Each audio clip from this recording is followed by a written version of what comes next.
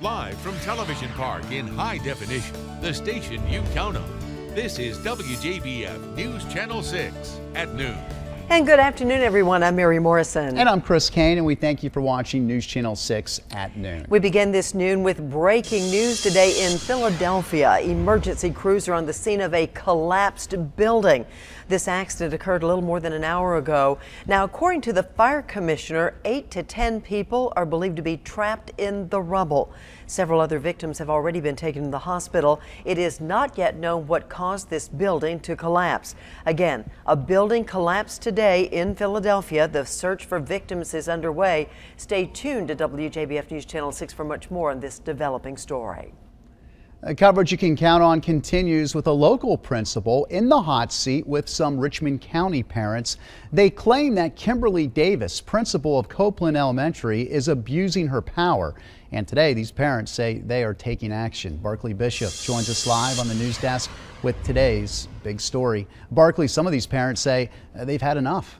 Yeah, Chris, today these parents say they're going to make sure their complaints stop falling on what they're calling deaf ears. There is a petition with more than 100 signatures on it that's going around. The parents will be using those papers at their rally, taking their concerns straight to the Board of Education. In fact, for the past month, they've been taking that petition around in neighborhoods in the Copeland Elementary School area. The petition is for the removal of Kimberly Davis from her position as principal. Superintendent Robinson said there is no problem in Richmond County Public Schools. And that's what prompted a lot of parents this month to sign the petition, because they know that's not true.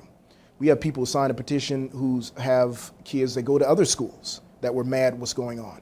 So we're seeing a problem that's across the board. Dr. Beckles says anyone is welcome to join them in their rally today. They're going to be meeting at 2 o'clock at Pyramid Music Store on Broad Street. From there, they're going to be walking that petition over to the Board of Education. Hopeful that Superintendent Dr. Frank Robertson will accept it in person. Chris, just about an hour ago, supporters met in favor of Principal Davis. We'll have much more on that and hear their side of the story tonight on News Channel 6 at 5 and 6. Yeah, looking forward to hearing more. Barkley, thank you. A local PTA treasurer is speaking out against allegations that she misused funds at a local Richmond County high school. Monique Braswell is trying to clear her name after she was accused of mishandling the school's Parent-Teacher Association money at Willis Foreman Elementary. Now, results from a recent audit by the state PTA treasurer shows no evidence was found that anyone took PTA money. Is that now everyone knows publicly, the same way they knew that I supposedly had taken or misappropriated and did anything wrong, that now they know that I didn't do anything. Braswell says there was an extreme lack of communication which led to all the confusion. Now that all the things are clear, she says she plans to run for the District 9 Richmond County School Board position.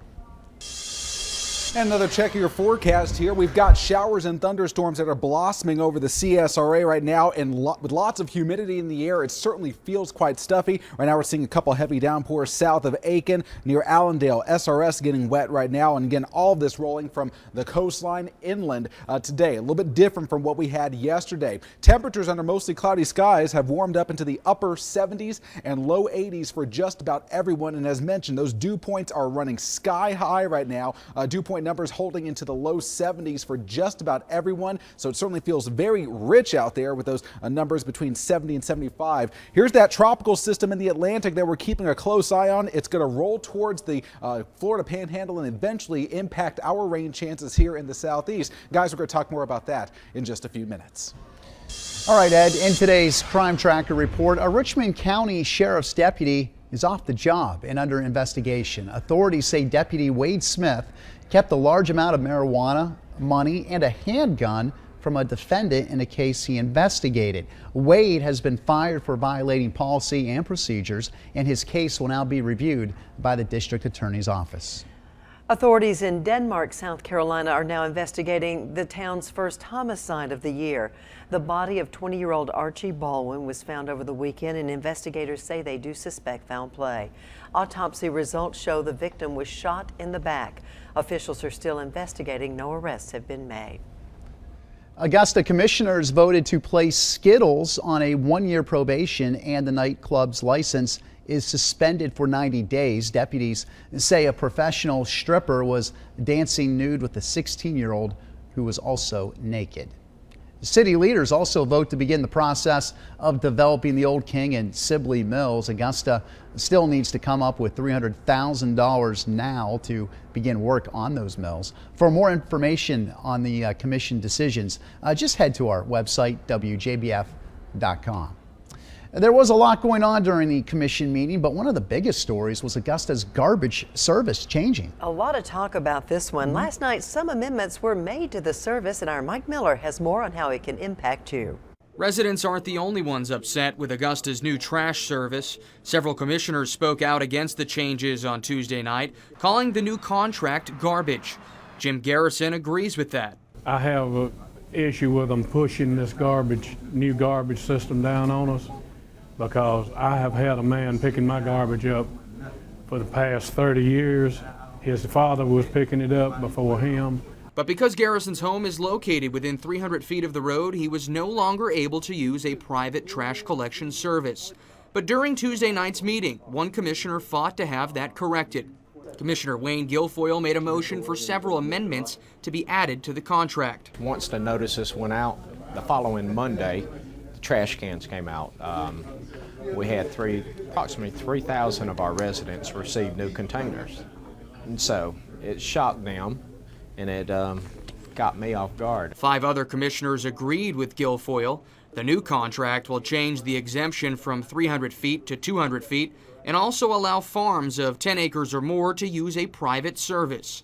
But other commissioners wanted more changes, like switching the pickup service back to 2 days a week. It's a poor disguise for a fee increase, and what I mean by that is we're collecting garbage 1 day a week versus 2, and we're charging the exact same amount. So in anybody's book, that's an increase, and that's a problem. Commissioner Alvin Mason and several other commissioners promised that they would keep fighting to correct the garbage problems. It's something Garrison is hopeful for. What are they going to do next year?